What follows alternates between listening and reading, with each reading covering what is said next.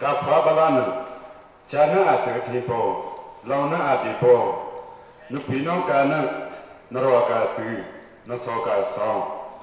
Seka no, Oka no, Wika no, Nyaka no, Oka no, so pay Timra Tanaka no, Nateka Tokunashila, Namana Lute, Gavogawati, Gavogawate Naman Manaliti, Nateka Tokunashila. Chali Bekwana, the Lela, Tisa Bekwan, the Lela, Nateka Tokunashi.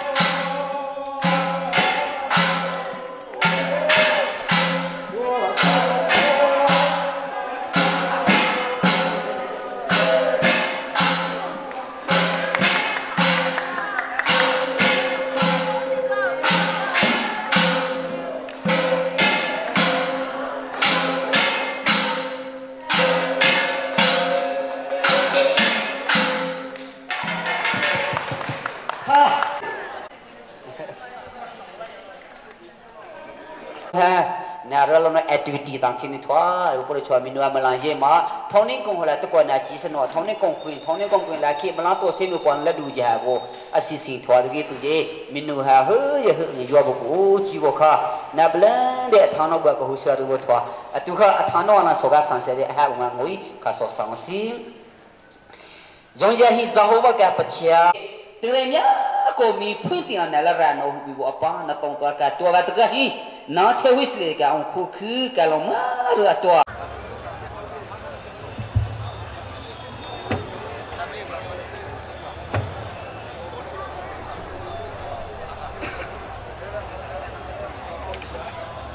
ပေါ်တင်ထိုးပြမာရကိုလမ်းနဲ့ဘူးတဲ့ဆလုံးလူကငါကူမင်္ဂလာပါရှင်အခုတင်ဆက်ကားပြနေဇုံတော်မှာတော့မတူညို့နေဘူးတဲ့ဆလုံးကငါ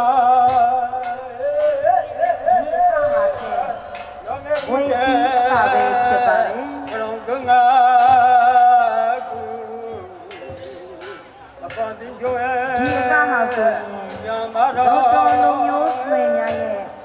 ဘွေပြီးပွဲတော်မှာကလေးရှိတဲ့ကပဲဖြစ်ပါလိမ့်ရှင်ဘွေပြီးပွဲတော်ကိုကျင်းပတဲ့အခါမှာ3ရက်က9ရက်အထိကျင်းပလိမ့်ရှိပါတယ်စောဘွားမျိုးများဟာလူထုအတွက်ကျင်းပပြုလုပ်ပေးတဲ့ပွဲဖြစ်ပါတယ်စောဘွားများအနေနဲ့မိမိတို့ရဲ့ဩဇာအာဏာညောင်းချောင်းကိုပြချင်တဲ့သဘောဖြစ်တော်၎င်းဂုဏ်သိက္ခာကိုပေါ်ပြလိုတဲ့နေဖြစ်တော်၎င်းကလေးရှိကြပါတယ်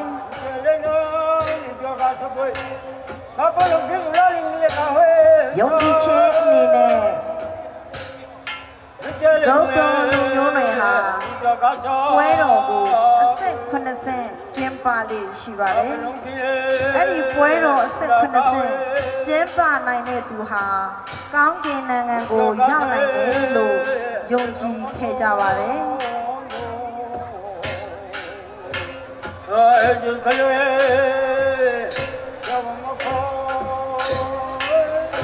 ။ဒီလိုအယုံကြည်နဲ့ပွဲတော်ကျင်းပတဲ့ထဲမှာအဆင့်80ထဲမှာဒီအကဟာအဖြစ်ဒီပွဲတော်အဖြစ်အဆင့်50ပဲဖြစ်ပါတယ်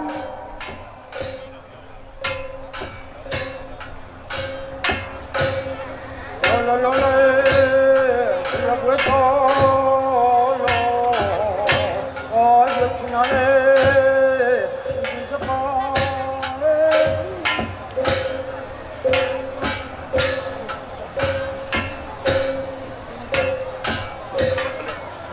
တော်ဆောင်လာမွေးတော့တည်တော့လေဘုရားလောကိုရလေ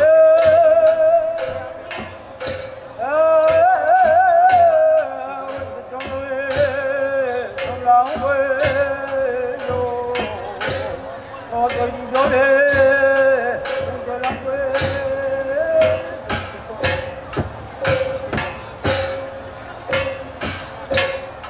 ဘယ်လိုဘယ်လို